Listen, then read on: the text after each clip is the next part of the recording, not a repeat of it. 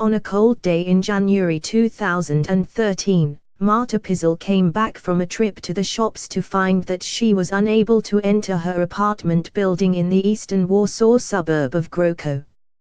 "I rang the doorbell and was told by the building's owners that I wouldn't be allowed in," she says. "I never entered my apartment again."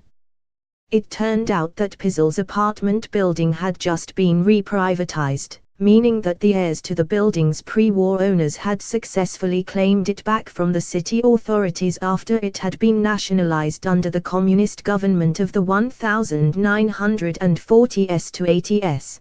The new landlords were determined that the existing tenants should leave immediately.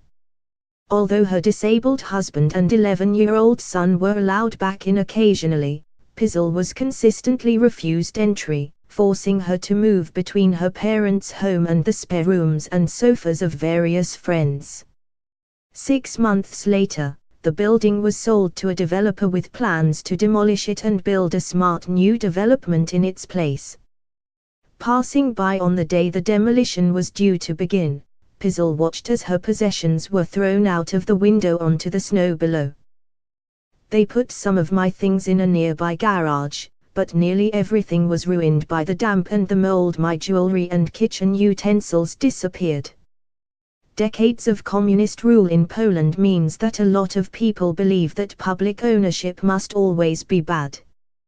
The building is one of more than 4,000 formerly city-owned properties or plots of land in Warsaw that have been transferred back into private hands since the end of communism.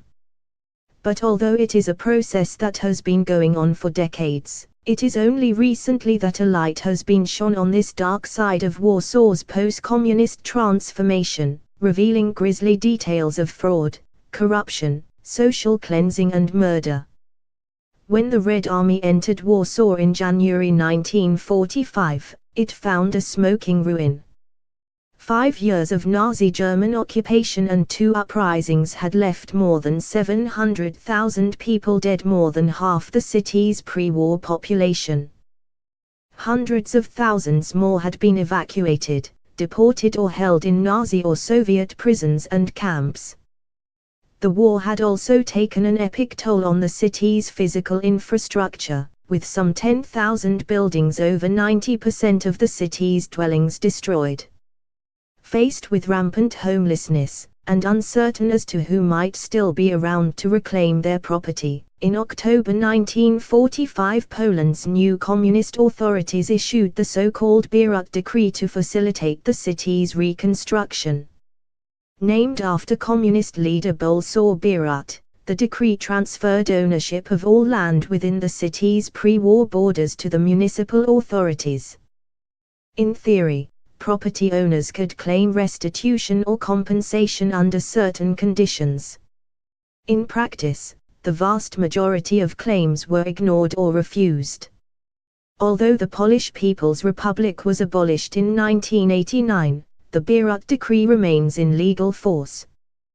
This means that ever since the fall of communism, the Warsaw city authorities have been flooded with thousands of claims, both bogus and legitimate, for the restitution of property and plots of land throughout the city. Warsaw's City Hall estimates that, between 2007 and 2016, 447 properties consisting of 4,479 occupied dwellings were returned as a result of the decree.